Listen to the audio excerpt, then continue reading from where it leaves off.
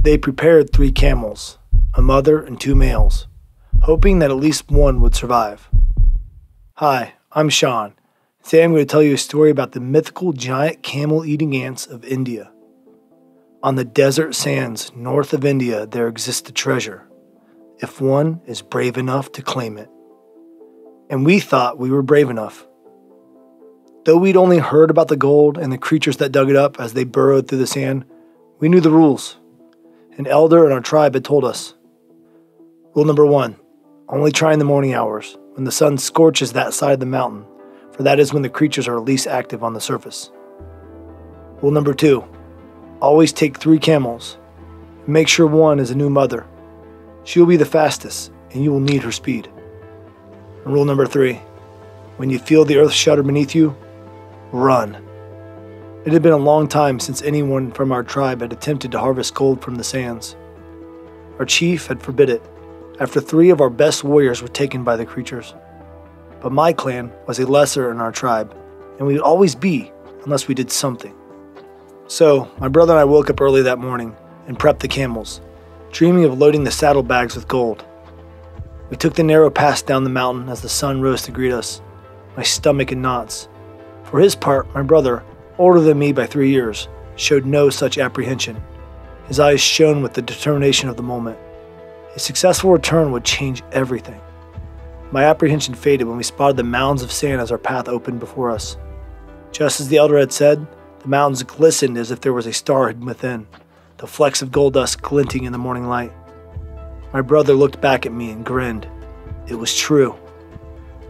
Our excitement taking hold, we urged the camels forward, and upon reaching the mounds, made haste in scooping the gold dust into the leather saddlebags. My heart throbbed with joy as we fell into a strange type of euphoria. Time seemed to slow as we loaded one camel down and another, the process feeling almost effortless, until the last camel backed away from us, as if she wanted nothing to do with the treasure. Perplexed, my brother and I only had time to glance at one another before we felt the ground shudder beneath us. At that, our euphoria evaporated faster than the morning dew, and fear rushed in to fill the void. The creatures had discovered us. My brother ordered me to take the young mother as he seized the reins of one of the males while he climbed into the saddle of the other. Prodding our beast into action, we hurried toward the mountain pass. Behind us, the top of the mountain collapsed before a cascade of giant black ants poured out of it. Bigger than foxes, the creatures moved in unison and with great quickness, the sounds of their skittering legs echoing off the mountainside. The creatures were worse than I had imagined, with their antennae probing the earth like they were whips. Gaining ground on us, the creatures snapped their mandibles together with feverish hunger. I kicked my camel with desperation, and as if she remembered her young calf at home, she increased her efforts and we began to pull away, from the ants and my brother. I looked over my shoulder. The ants were at the feet of my brother's camels. I contemplated slowing, but he gestured for me to keep going.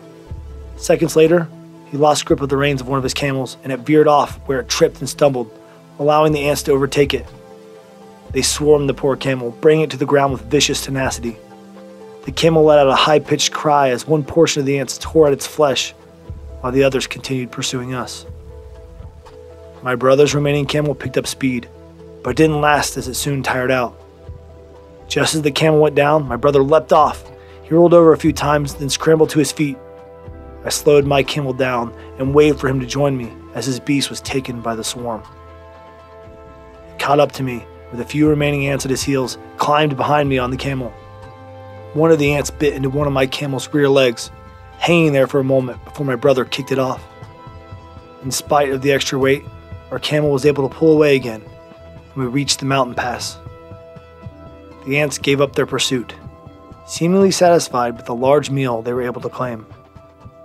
When it was all said and done, my brother and I had survived, but we lost 2 camels and had nothing to show for it. Our clan was still the least in our tribe.